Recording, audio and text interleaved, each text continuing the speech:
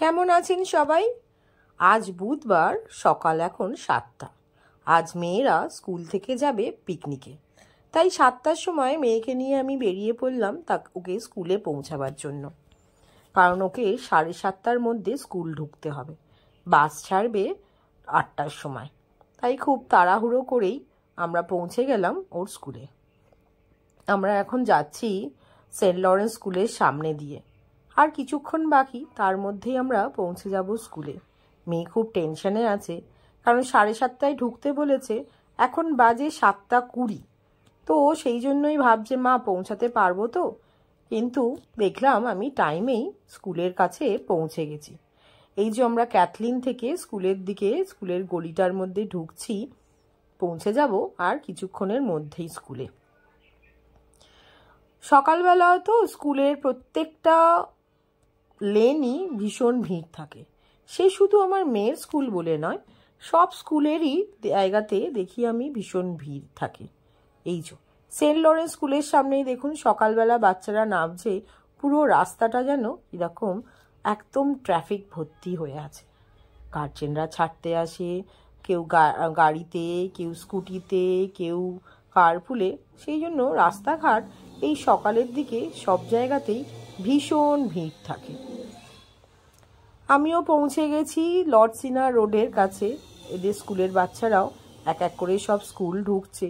আর পুরো স্কুল ঢুকে যাওয়ার পরেই তবে এই ক্লাস 11দের নিয়ে বাকি টিচার্সরা বাসে করে যাবে পিকনিকে। আজ ওরা পিকনিকে যাবে ইবিজা। ইবিজা রিসোর্টটা কিন্তু খুব দূরে স্কুল থেকে, সেটা একদম আমতলার দিকে। স্কুলের এই লর্ডসিনা রোড থেকে ওখানে যেতে সময় লাগে 2 ঘন্টার মতন। দেখুন একটা বাস এসেই গেছে দেখছি। আমরা কিছু গার্জেন ওখানে ওয়েট করছিলাম যে বাসটা ছাড়ার পরেই আমরা যাব। তো সেই জন্য দেখলাম তখন একটা বাস, চৌহান ট্রাভেলসের একটা বাস এসে গেছে, বাকিগুলো এক এক করে আসছে। এই যে আমরা গার্জেনরাও তার ফাঁকে বন্ধুরা মিলে একটু ভিডিও করে নিলাম।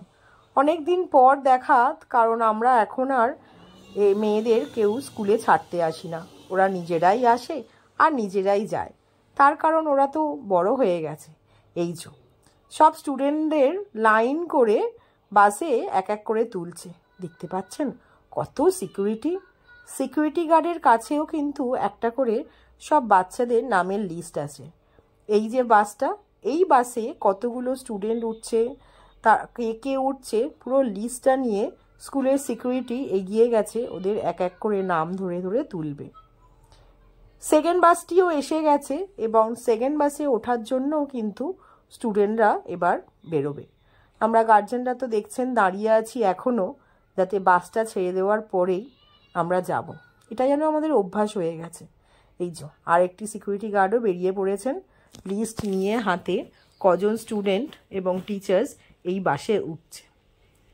এই রাস্তাটা এই সময় ভীষণ ভিড় থাকে। বাকি ও বাবা, ওদিক দিয়ে তো আর একটা বাসও এসে গেছে, দুটো গ্রে কালার আর একটা রেড। আমিও অপেক্ষা করছি আমার মেয়ে কোন বাসটাতে উঠছে। এই যে আমার মেয়ে ওর বন্ধুদের সাথে খুব গল্প করতে করতে খুব আনন্দ করে বাসে উঠছে। সারা দিন পিকনিক করবে বন্ধুদের সাথে। এটাই তো স্কুল লাইফ।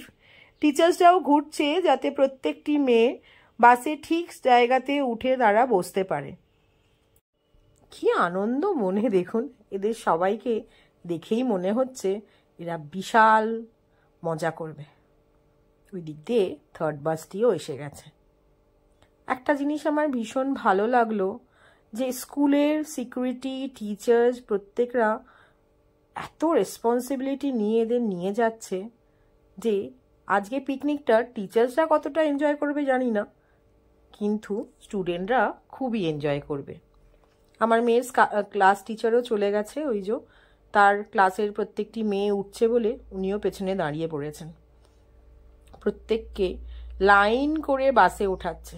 এদের দেখে কি একবারও মনে হচ্ছে এরা ক্লাস 11-এর স্টুডেন্ট?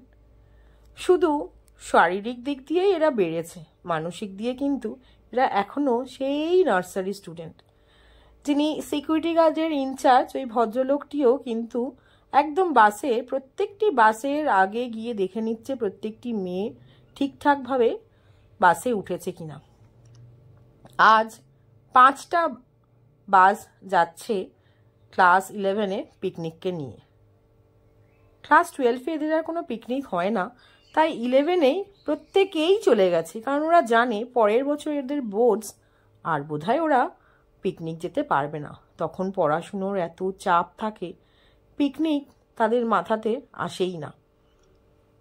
এই বাসটিতেও সব স্টুডেন্ট উঠে যাচ্ছে। এবার প্রত্যেকটা বাস এক এক করে স্টার্ট করে দেবে। স্কুল লাইফ সত্যি কি আনন্দের না? এখন মনে হয় আমি বোধহয় খুব মিস করি এই স্কুল লাইফটা।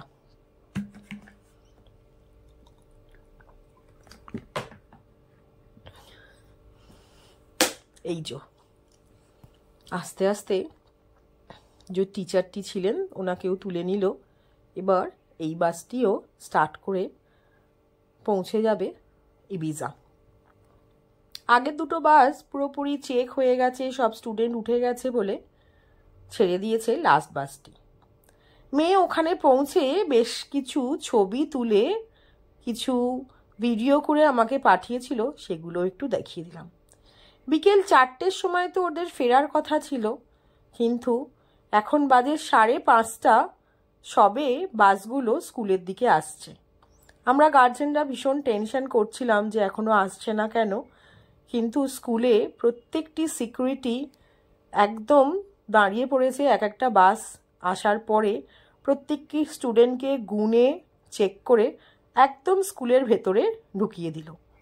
তারপরে গার্জেনদের ডেকে ডেকে স্টুডেন্ট ছাড়া হচ্ছে। ওই দিক দিয়ে একটা বাস এসেছে এবং ওই দিকে গিয়ে আর একটা বাস এসেছে।